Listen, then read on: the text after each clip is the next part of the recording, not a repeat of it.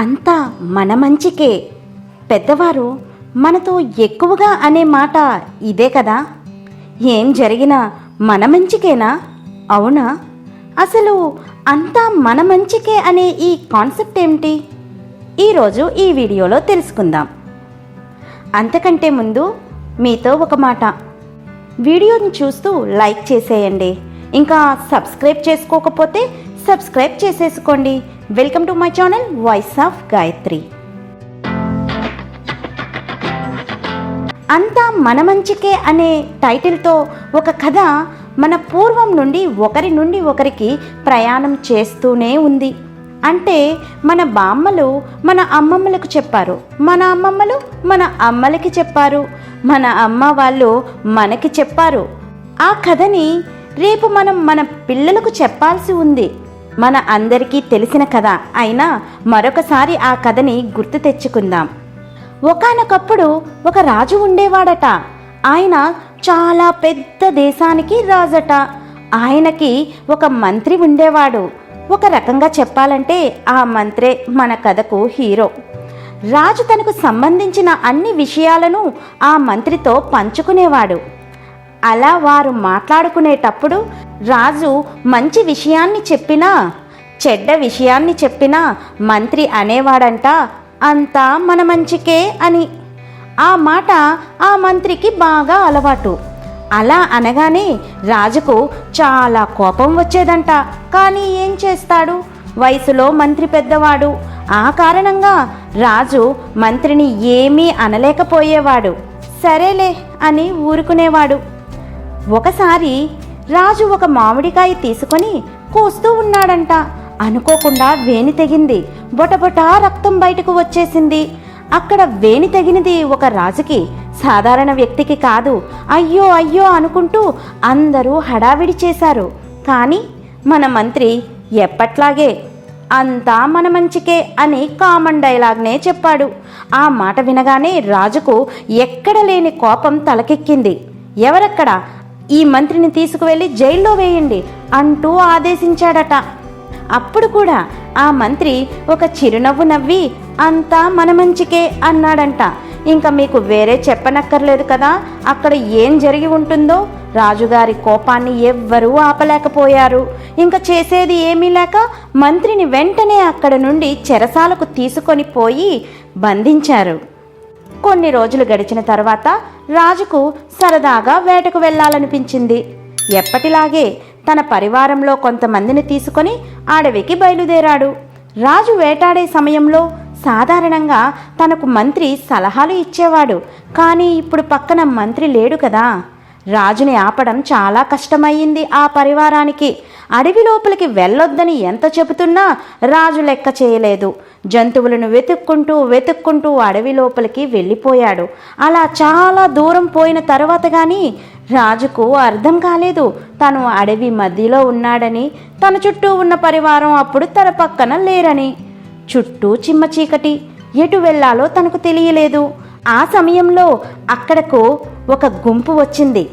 వారేనండి అడవి మనుషులు.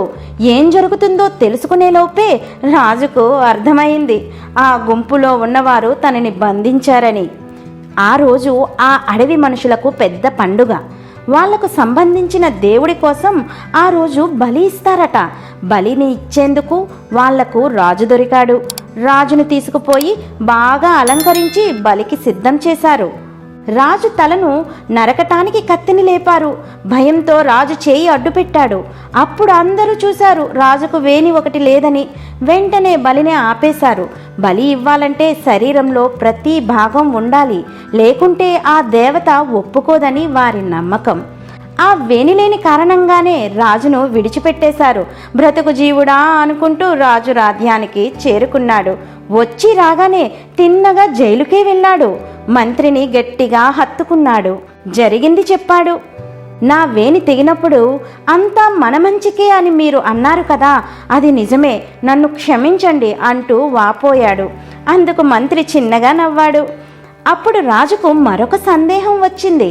మిమ్మల్ని జైలుకు పంపించినప్పుడు కూడా అంతా మన మంచికే అన్నారు కదా, మీకు ఏమి మంచి జరిగింది అని అడిగాడు. అందుకు మంత్రి మరొకసారి నవ్వి, మంచే జరిగింది. మీరు నన్ను జైల్లో వేయకుండా ఉంటే మీతో పాటు అడవికి నేను వచ్చేవాడిని. ఆ అడవి మనుషులు మీ చేతికి వేని లేదని మిమ్మల్ని బలి ఇవ్వలేదు. అన్ని అవయవాలు ఉన్న నన్ను బలి ఇచ్చేవారు. అలా ఇప్పుడు జరగలేదు. ఇది మంచే కదా అన్నాడు మంత్రి.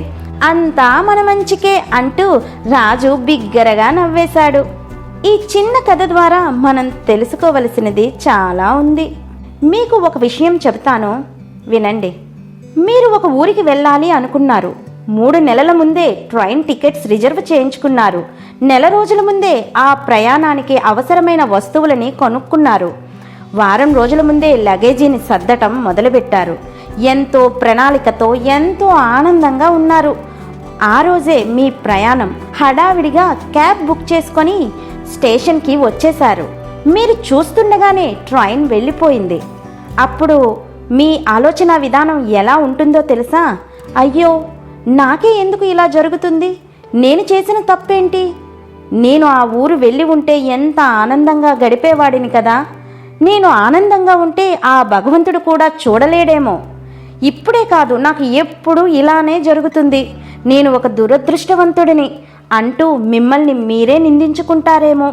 ఆ సమయంలోనే మీ ఆలోచన విధానానికి మార్పు అవసరం. మనం ఎక్కాల్సిన ట్రైన్ని అక్కడికి వెళ్లకుండా ఉండటం వల్ల ఎదురవ్వాల్సిన కష్టం నుండి తప్పించుకున్నామేమో అనే పాజిటివ్ మైండ్తో ఆలోచించండి. ఆ పాజిటివ్ థింకింగ్తోనే మీ మనసును బాధ నుండి విముక్తి కలిగించండి. నేను మాట్లాడుతున్నది కేవలం రైలు ప్రయాణం గురించి కాదు.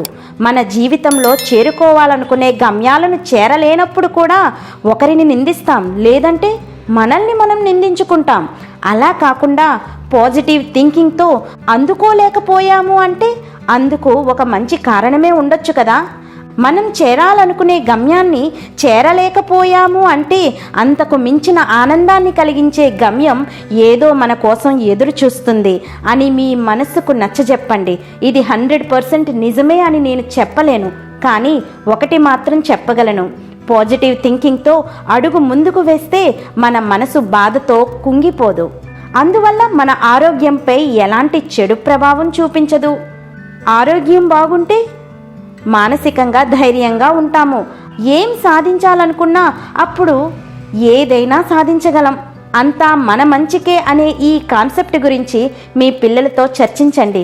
ఏదో కోల్పోయామనుకుంటూ చిన్న చిన్న విషయాలకే కృంగిపోవటం సరికాదని, అంతా మన మంచికే అంటూ అనుకోవటం సరి అని వాళ్లకు అర్థమైనట్టుగా తెలియజేయండి. చివరిగా ఒక మాట చెబుతాను. మనకి ఎప్పుడైనా ఏ సంఘటన ద్వారా అయినా కష్టంగా అనిపిస్తే ఆ భగవంతుడు అంతకు మించిన కష్టాన్ని మన నుండి దూరం చేశాడు అని భావించండి. నమ్మండి, అంతా మన మంచికే అంటూ అడుగు ముందుకు వేయండి. ఈ వీడియో మీకు నచ్చినట్లయితే లైక్ చేయండి. కామెంట్ సెక్షన్లో మీ అభిప్రాయాన్ని తెలియజేయండి. మీ ఫ్యామిలీ అండ్ ఫ్రెండ్స్కు వీడియోను షేర్ చేయండి. చివరగా మరిన్ని వీడియోల కోసం సబ్స్క్రైబ్ చేసి పక్కనే ఉన్న బెల్ ఐకాన్ని ట్యాప్ చేయండి. Thank you.